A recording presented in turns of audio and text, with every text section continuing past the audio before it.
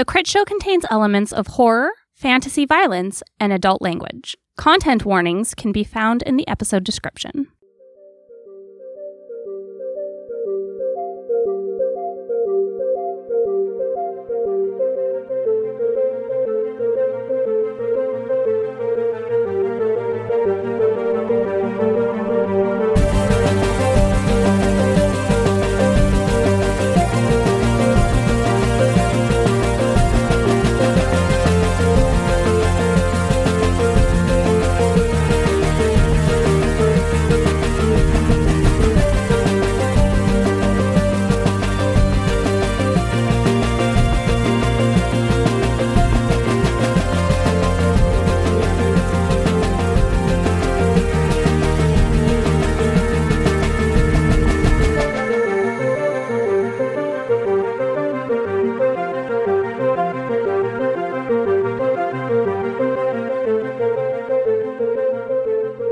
Hello, everyone, and welcome to the Critshow, where we are playing the Clockwinders. Last time in our adventures, our heroes made their way to Fort Utrecht, did some investigation, some subterfuge to try and lead the danger towards Einon, who is theoretically better able to handle it, clearing a path for Kade and Maxine to get to the movement core. Einon ended up in an engagement with Cevna, a little bit of trickery back and forth. Maxine and Kade ended up fighting Vaughn and taking him out quite handily. They were able to learn a bit about the current condition of the movement core and what Cevna had been doing to it, which was making it more flawed to leak more ether so that she could utilize it. Once they tried to approach it, they found that it was blocked by some sort of force field, while Einon managed to prevent Cevna from getting the drop on him, but she revealed that she has some sort of dead man switch, that if he kills her, nothing can save the town of Edge River. And that is where we find ourselves. Einon face to face with Cevna, who has, hands up, sort of given up on the idea of taking you in a fair fight here, but revealed her trump card. I'm sorry I'm interrupting this moment. Jake, you're so handsome. Okay.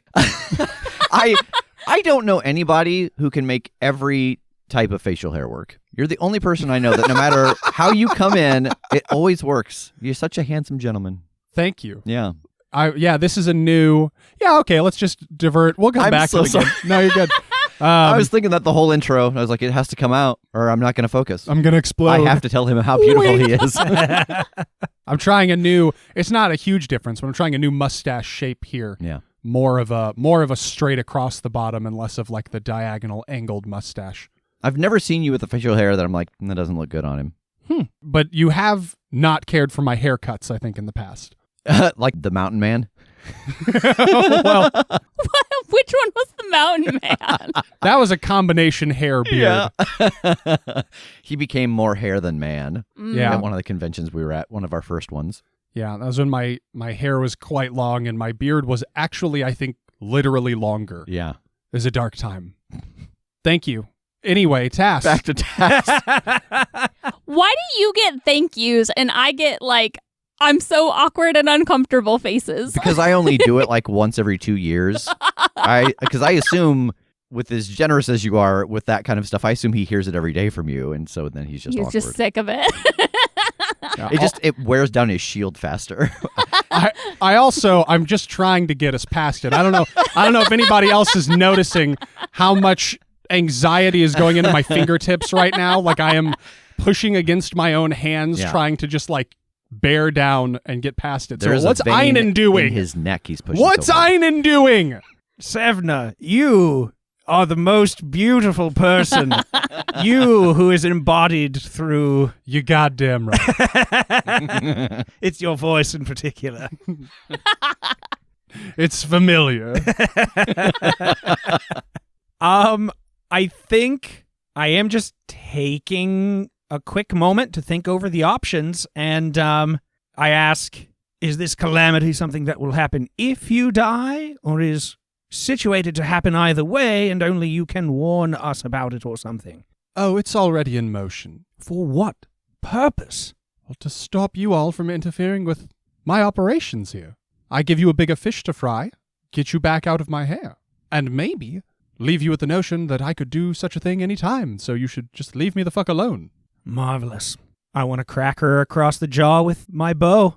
I don't want to kill her, but I do want to knock her out. I think she is so overconfident in this that she doesn't, it absolutely blindsides her. She doesn't see it coming at all. You crack her in the jaw, and she hits the ground unconscious. I'm gonna pick her up over my shoulder and make my way deeper into the center of this place. Okay. Meanwhile, deeper into the center of this place, Kade and Maxine, you are face to face with the dome that protects the movement core and this force field that seems to be barring your entry. What do you want to do? What is this? It's like so dense that it's making a barrier. Well, okay, can we siphon it off somehow? Maybe. And I'm gonna, go through my things and basically pull out anything that holds ether to see if I can basically get it to start siphoning some of this energy off. Okay. I think I'm going to have you make an overcome roll. Before I give you a target number, what do you have? I've got Smee, who holds a charge. I've got myself, who can take in energy now. And then I've got these parts that I took from the sun cannon. I imagine at least one of them, since it was parts not native to a cannon I'm used to, one of them must be something that holds or channels the ether. Okay. Let's say this is an overcome with lore, and I'm going to reduce the difficulty to a +3. Okay. 4. All right, you start assembling these implements and just kind of siphoning off this ether force, and you can see that that shimmer, that heat mirage that is blocking this doorway kind of thin out. You can literally feel it with your hands as you're able to kind of push more through it. It becomes less like a wall and more like a gelatin until you feel that you can pass all the way through into the movement core. Okay, I think we're good, at least for the moment. Ugh, it still feels gross. Yeah, it's like a warm bath, but in the air. Yeah, just push our way through to the movement core. Yeah, you step through this distortion, and within the dome, it hangs less heavy. That was clearly a barricade and not just the nature of the field around the movement core, but it is still thick and uncomfortable. It is like an extremely high humidity point, but it's fucking magic instead of water. You can see that coming up out of the ground here, that movement core, as you saw from outside, it is just laid bare. It has been largely disassembled. The ground around it has been dug away, exposing more of the components that Kade had to go to the trouble to investigate at one of the other cores. It is in quite bad shape. I think the only upside of that is that mechanically you're not going to need to make a roll to investigate the condition of this. Nothing is hidden from you. It is immediately obvious what condition this is in. Is there anything you want to do with the movement core other than or before repairing it? So the thing that we have to figure out is what to do to it to make her be well, this is more trouble than it's worth. Yeah. And I don't know if repairing it is that much of a stopgap, or do we have to drop a cherry bomb down it to blow this pipe so that nothing comes out with the knowledge we have to come back and repair it later? Do we make it unusable so that she can't get anything out of it with the knowledge that it'll be harder for us to fix later? I feel like this is a conversation we should be having in character. That's fair. Okay, so what do we do to make sure she doesn't just do this again? And I point around the room at all of the taken apart elements of the... Well, she made a barrier to try and keep us out. Maybe we can make a barrier to keep her out, except better, because hers didn't work. I don't know if I could make something magically better than her, because it seems like she's been doing this for a long time. Well, maybe it doesn't have to be magical. I mean, we've already got this dome here. I wonder if there's a way we could actually, construct something around it to make it more difficult to physically enter. Or some kind of a really complicated lock? Yeah. Okay. I don't know. I don't know if this is a good idea. What if we destroyed it? In a What? Destroyed it in a way where... Arkady, what? We got to do something so that it's too much trouble for her to put in the work to stay here. We can't destroy it, though. I mean, destroying it. I mean, that's what she's doing. That's what she's already done. Look around. Well, it's destroyed. She's destroyed the movement core. What if we cut off the supply of ether? Like, we'd have to come back and fix it later to make, the planet stable and everything. But for now... Kate, there's a big difference between repairing something that's been established that we didn't design, need I remind you, and absolutely destroying its function and having to figure out how to put it back together in a way that's new. No, I know, but that means she'd have the same obstacle as well. I think about this time you two see Einon making his way into this courtyard with an unconscious Cevna over his shoulder. Oh. What happened? I think I'm still in scout mode as I'm making my way in and, notice them yelling over at me, and I poise for a second, and I'm just glancing for any other attackers. You see Vaughn's unconscious body in the middle of this, but that's all. Oh, well done. You too. Okay. I think we're missing one. So maybe this isn't quite as pressing as I thought. She did admit to me that Doris, or whatever her real name is, has not arrived yet. Out of fairness, she could have been lying, but I don't think she was. I surprised her, and then I surprised her, and then I surprised her. And now I'm here. That's a great point. I shouldn't have let you get that many over on somebody who is canonically 3 steps ahead. I think you did invoke it 2 of the 3 times. That's though. fair, Yeah. We were just having a conversation about what to do to this so that it just makes it too much trouble for her to stay and try to use it. And Cade's idea is to blow it up or destroy it or make it completely inoperable, which we don't actually know the repercussions of for the rest of the movement course. That's lovely. I am obsessed with the idea of helping you with this at some point. We are, unfortunately, in some kind of a time crunch, and I would love input about what we should do about it. And I will, set her down and just kind of bundle her and Vaughn together and start making sure that they are securely tied up as I talk. So, she led me to believe that Edge River is in some sort of danger, and if I were to kill her, then there would be no way to stop it. Mostly she wanted to find something to do to take up our time so that we would not deal with her here. Okay, so it is a pressing matter. Yes. Darn it. Okay. Did she say what it was that was going to happen to the town? No, I didn't want to give her the chance to speak to me directly any longer. She got down fairly face to face, and I was afraid of becoming one of her minions again, whether through her will or mine.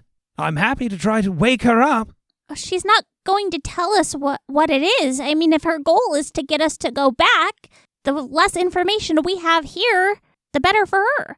All very true. The other course would be for me to leave her bound, gagged, blindfolded again, and run back myself and see if there's anything I can stop while you all deal with this. Again, no idea when Doris will be making her way here. God, and it was at least an hour from the river to here? Is that right? Yeah, it was hours. You also knew that by traveling by water instead of rail, you had bought yourself an advantage of a few hours that would put you ahead of Doris. So, assuming she was beelining here, you would expect that she'll arrive in the time that Einon would be gone. I don't know what to do. I mean, we're here. The movement core is here, and we need to fix it. But also, I don't want to leave the town to be destroyed. Maybe it's a bluff. Maybe it's not even true. It very well could be. But she is diabolical. She's shown us that she wasn't willing to outright murder innocents in a crowd before, but this is her stronghold. I hate to ask it, because I understand what that means for both of you. Is there anything either of you can do to magically warn the town? Speed there somehow? Something, anything? I don't think so. I can use the ether. I don't really even know how to tap into it. I've only done it when something has kind of forced me to react, or like the orb. It already wanted to tap in, and so I just kind of let it, but I can't control it. What would I even be warning them about? I don't know. Give me just a second. And I want to try to reach out into the ether to see if My first thought was that if something happens to her, something bad's going to happen to Edge River. Can I feel any connection between her and the ether coming out of this? Like, can I feel, is there a trail of it leading towards town? Ooh, like find the magical tripwire? Yeah, like, is there something going that way? Or that's basically all I'm trying to figure out is like, is this an ether-based thing or something else? Why don't you roll to overcome? I think this is going to be actually with notice, because it's not going to provide the answer that you're looking for, but it's going to provide the answer. Yeah. Let's say you're trying to beat a 3. 4. Okay.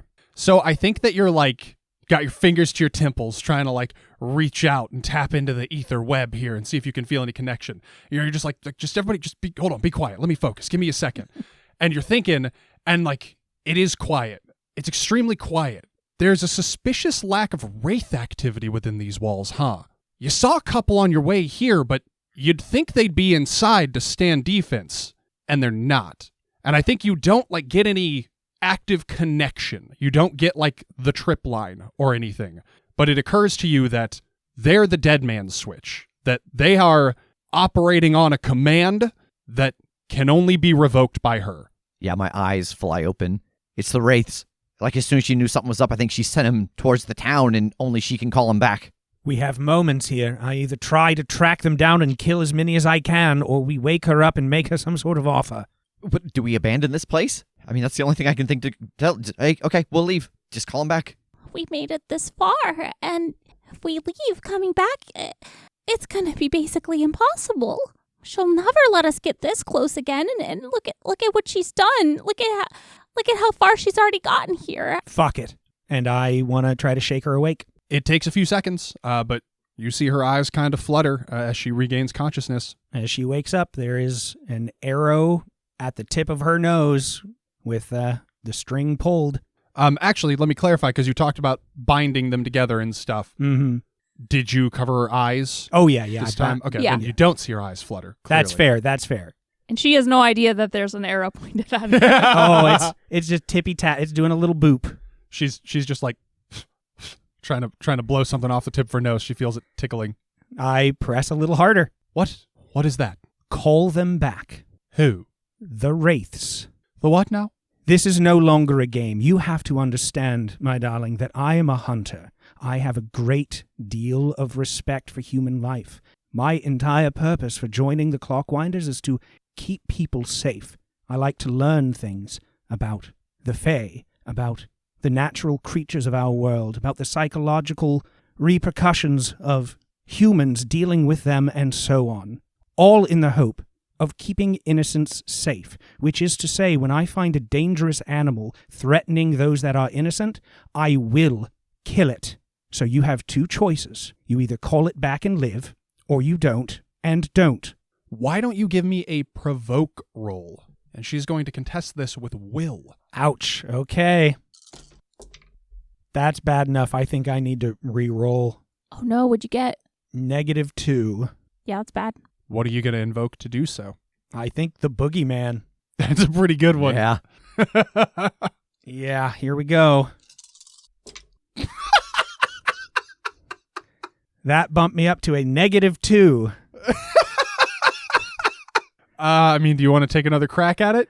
You got one more point? Trying to decide if a 0's good enough or if I want to go for a full reroll again, because I don't think a 0's going to do it. Fuck me. Yeah, I'm going to try one more with experienced hunter. I'm showing her the mettle of what that means in this moment. Okay. I should reveal to you what I rolled. She got a 0, so she is Oh. still beating you, but like, Yeah. it's not catastrophic. But barely. It's not a Yeah. landslide. But she still has points to spend. She still has points to spend, exactly. And I won't after this, so I'm really hoping. Yeah, all right. I'm going for full reroll. Okay. -2. Oh my gosh! Wow! Yes! It's almost like it's fate. Oh! That's the game we're playing. Well, I'm retiring this set. This will never be used again. First time I've done that in this game. Here they go. They're going to hell. Can I spend a fate point to try to boost this? if you've got something relevant to invoke. I think I've got a couple, if necessary. I think maybe Einon inspires me to persevere. Like, the fact that he has this intensity and, like, resolve really, like, shows through in what he's saying. Okay. So that could give him a +2, which would bump him up to a 0, which is a tie. Then, I mean, I would spend another one, Clockwinder Legacy. I think him talking about, like, why he became a Clockwinder and the importance of it is very apparent and would be something she's familiar with. Like, whether or not she subscribes to that anymore is one thing, but the recognizing of, like, again, the intensity of that mindset and that feeling would be recognizable to her. Then I'm going to invoke 3 steps ahead on her behalf to bring it back to a tie. I want to help, but I don't know that I have an aspect to invoke, which is odd because I actually have provoke, and I know the thing that I would say that would aid in this moment, but I don't know how that attaches to any of my aspects unless it's like I notice what's out of place. Because the part that's missing in this conversation, that, like this threat he just gave her, is we'd let you go once. If you knowingly and intentionally kill an innocent, it's never happening again. Like, she's seen that we are willing to forgive, but she's about to cross the line that changes our willingness to work with her. I think I would accept that you notice what's out of place as, like, you spot the additional detail you could add to this argument. Okay, then I will spend it. So that'll get you guys back to the advantage. You're up by 2. Do I go whole hog? I got 2 points left. Oh, you know what? We actually forgot to add the +1 from back when I asked them permission to try this tactic, and we said, yeah, this is a great team move. If you can play that back for me right now. Yeah, I will play that moment back right after the ads. Well, that footage isn't found. That's unfortunate. I think it was all off man. mic. Oh, beans. We got a magnet too close to the SD card. We corrupted that I'm part. sorry, guys. I'll stop bringing magnets. I'll stop For throwing recording. magnets at you guys while we're recording.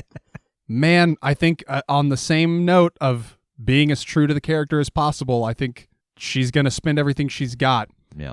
So I'm going to spend another one to invoke her trouble, which is a lust for power, because I think just she's not willing to cede the edge. Like, she wants to be the strongest and the most in charge here, and she's trying her damnedest to not give that over to you. And another one for simply awesome ether witch, because she is confident in her abilities to preserve her in this situation. So that will get her back up to a +2 on you guys. But I am out of points. I can get us to a tie again, because how hard could it be? We've beat her once.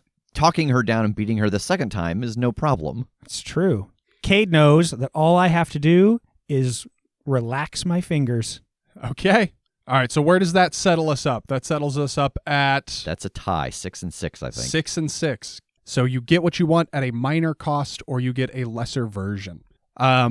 So I think that, like, Einon looking at her, you can see just like the scowl on her mouth. You can see that her eyes are trying to burn holes through this fucking blindfold. Like, she is so furious at this situation. And I mean, there's a long beat while she weighs this before she says, "Fine, I'll call them off. You have to take me to the core to do so. That's not part of the negotiation. I'm simply telling you that the only way I can do that is by channeling some of the energy out of the ether leak." Good news. I know you're blindfolded. We're in the core. I was picturing this conversation happening outside of the thing. Just the whole time. She's in this ether soup in the air, and she's just like, I have no idea. I guess I assumed he came to us. I also irrelevant. assumed we were outside the dome, at least, because in the courtyard outside the dome. Yeah, that's what I was picturing. I imagined this was where Vaughn fell, Oh, okay. but it don't matter. Yeah. Either way. Yeah, no, you guys are in there. You're in the dome at the core. She's just like, I know. I know. That was a test. That was a test. What I meant to say is I need you to unbind my hands so that I can touch the ether. It sounded like I was just making that up. That part is also true, but I know I sound defensive, and I am, but I do need my hands. I'm just going to let her keep going until she's like just a little bit panicked. Hello? Is anyone still there? I'll unbind her hands. You fool. Hadouken! Force choke. And Einon's She into it. takes off the blindfold. Her hands are free. I think she does like kind of reflexively start to reach up for the blindfold, and like before any of you can do anything about it, she like realizes that's probably a bad idea. Her hands kind of stop where they are and like open up, and then she just kind of, feels around in the air. How much bigger or smaller is what's the guy's name? Vaughn? Vaughn than her. Like I want to get this picture of the two of them tied together and her trying to work around him. I again was imagining that they were separated. She's just wearing him like a backpack. I thought he said he was tying them together. He did. He absolutely did. I pictured like back to back. They're not like Oh, not like ass to facing each other. Einon carries a special harness. Okay, so Vaughn is smaller than her. She's like 5'11" and Vaughn's like 5'6". He's also pretty like lean and sinewy. So yeah, he does look small. And so she's kind of like dragging herself around like with his weight attached to her back so that she can paw out at the ether around the core. And it's like Velma looking for her glasses, but she's just feeling the air, and she can feel the tactile difference in like the weight of the ether in the air as she gets closer to it. And she like inhales, and I think you guys can tell like at each step of what she's doing, there is a moment's consideration to just fucking risk it for the biscuit, but she keeps deciding not to. And so she starts to mutter something as she holds her hands out over the core. Every time she hesitates, she hears my voice literally lips at her ear going, "Find out." That's what I'm saying. I think it's like every time she thinks about it and you take a breath in to say that, she has already realized she shouldn't do it. Like she is merely one step ahead currently. But she starts to mutter something, and her hands kind of like dance, tracing shapes over the core. You see her like drawing patterns in the green ether. It is becoming more tangible, more congealed out of the air here as she interacts with it. And you see her kind of like, there's one notable, like as if she's like pressing an invisible button, kind of like pop. And, she seems to kind of move on with the incantation as if she's got one of them. And then pop, another pressing of an invisible button. And then like a third, she does that gesture and there is a hiccup. She pauses. She stops muttering. Her hands hold still. And you see her try that gesture again and try that gesture again. And she like gasps a little bit in spite of herself. And she turns back to where she thinks you all are in the room. Well, you're not going to love this. I've managed to recall 2 of them, but something's wrong with my connection to the third. We're over here. Oh, sorry. What do you mean something's wrong with your connection? Well, it's not ongoing. There is not just a thread that is perpetually connecting me to the wraiths, but I have sort of a channel to access them, and it is as if that doorway is closed. It may be related to me losing consciousness unexpectedly, I'm not sure, but I cannot connect to one of them. But the other 2 are on their way back. Yes. Help me understand this, darling. If that connection is severed, are they simply free, or are they continuing the last order that they received? Well, wraith-making isn't an exact science, but if it's operating how I anticipate, then it should still be trying to enact my last order. That's all I needed to know, and I club her in the jaw. Einon! God, she probably just lost another one. Well, if so, then it's simply coming back to patrol like it had been, which is what she just led me to believe. Oh, yeah. She's like snoring. She's like, unless I was wrong about that. Who's to say anything is possible? Ether is dangerous and unpredictable. I'm going to retie her up.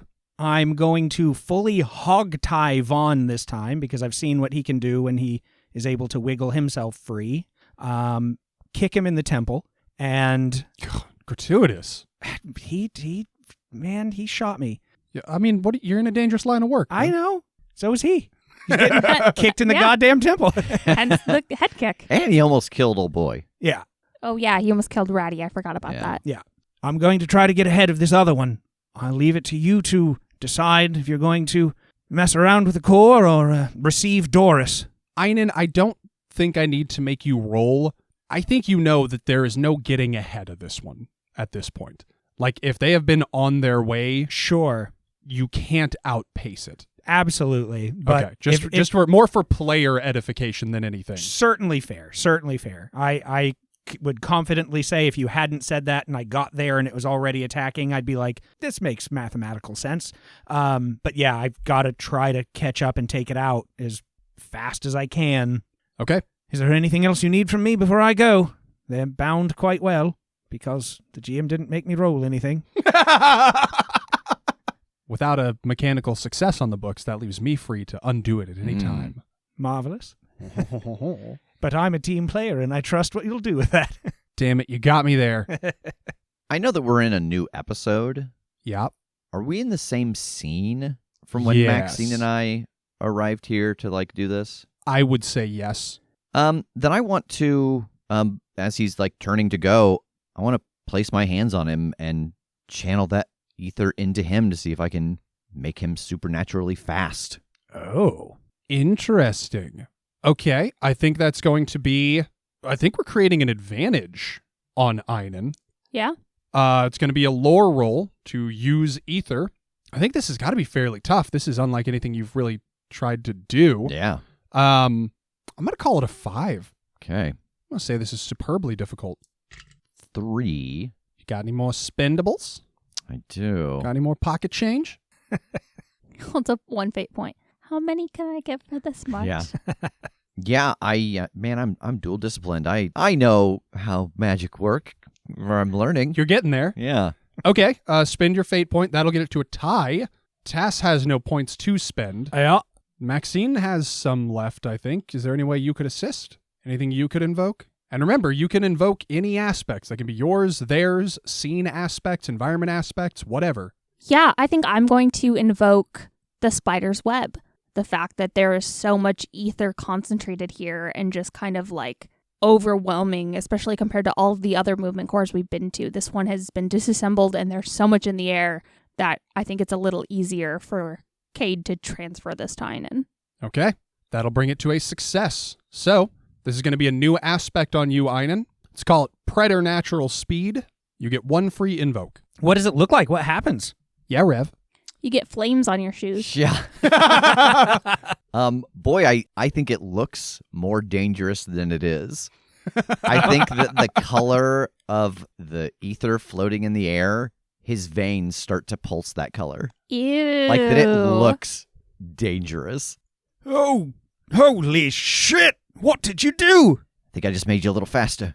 I think so too. He's just bouncing and he's like, gotta go fast.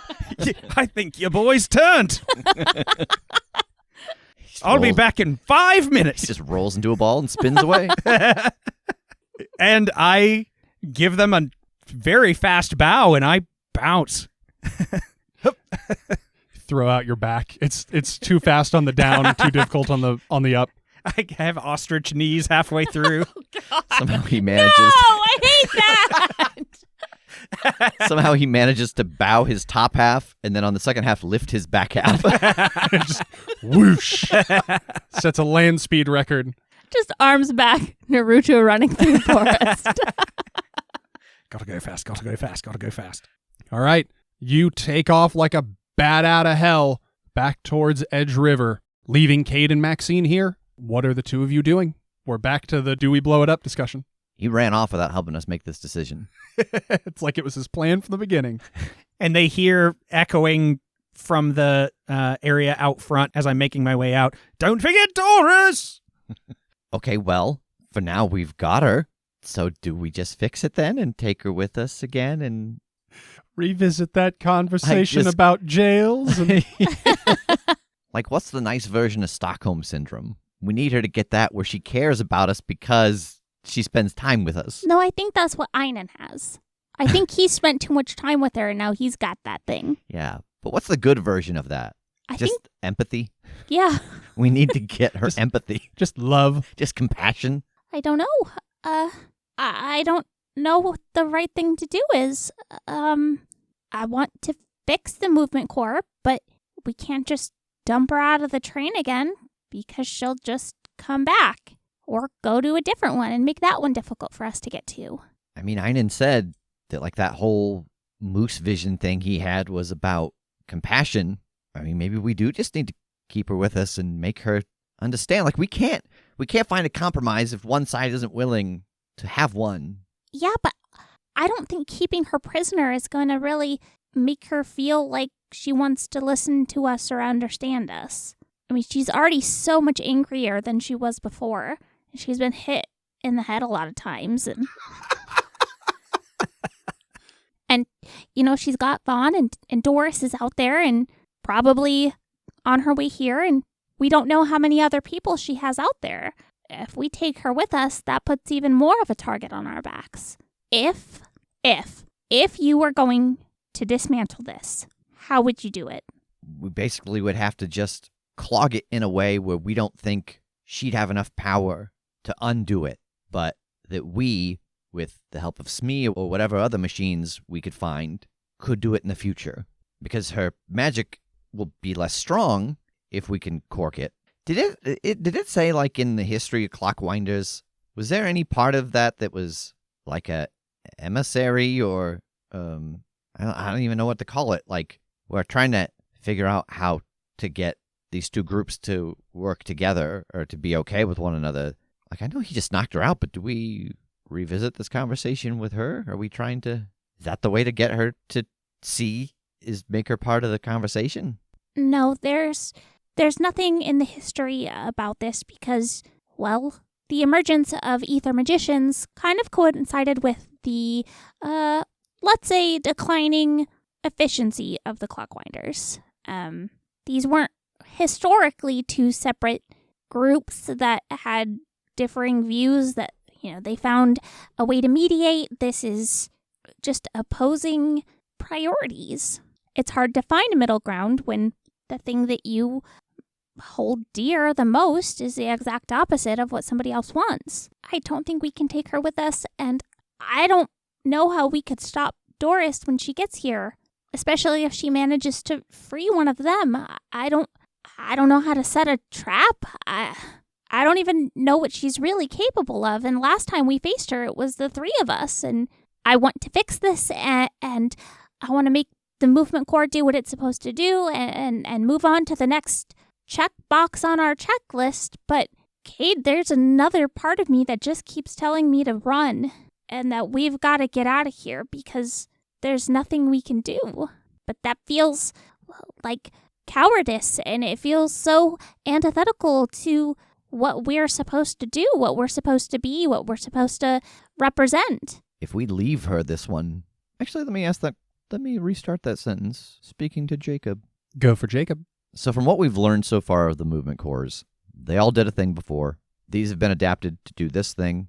As they wear down, its ability to do that thing was breaking. It was the planet's going to start moving. But with each movement core, we have gotten back into working order. Theoretically, that stabilizes things. Do I think it would still work with 5 100% cores and one totally dead? If right now it's holding, like it was holding with all of them unstable and one of them dead, as far as we know. Like, do I think one dead and the 5 others at 100%? Why don't you roll to overcome with lore? And I think, again, this one's going to be fairly difficult. I think it's trying to beat a 5. 4. I believe we are all fresh out of points, aren't we? Yeah, 100%. All right, so you either don't get it or you get it at a great cost. I'll give it to you at a great cost. Okay. So you run the math. You crunch the numbers in your head. You determine that 5 of these at 100% power isn't going to do it.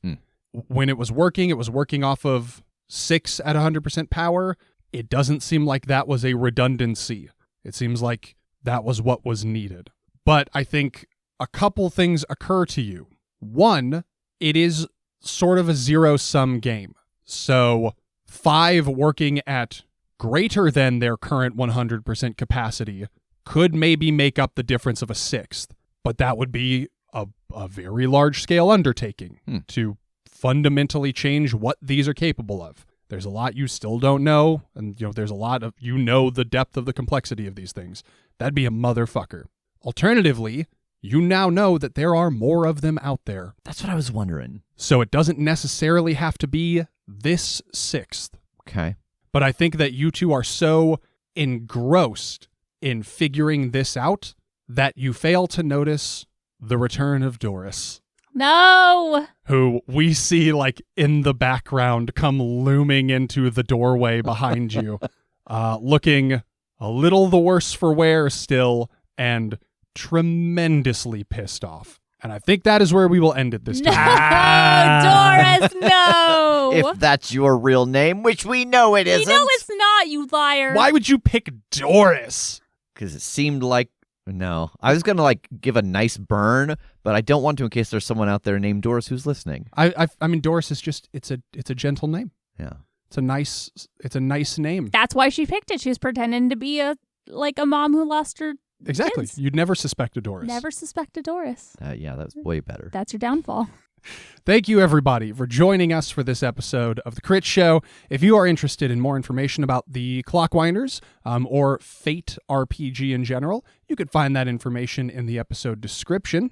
You should also check out our Patreon at patreon.com/thecritshow.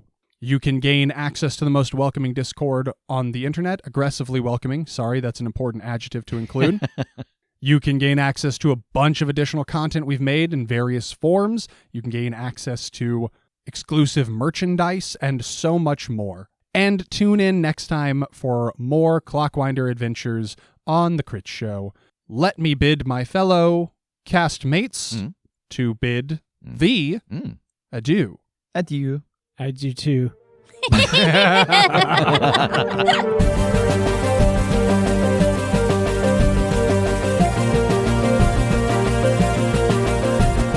The Crit Show is a Critshow Studios production, edited and produced by Brandon Wentz, with music by Jake Purley.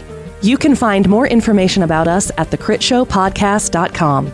To keep up to date with upcoming live shows, contests, and other special events, follow us at The Crit Show on Facebook, Instagram, and Twitter. For even more weekly content, join us at patreon.com/thecritshow.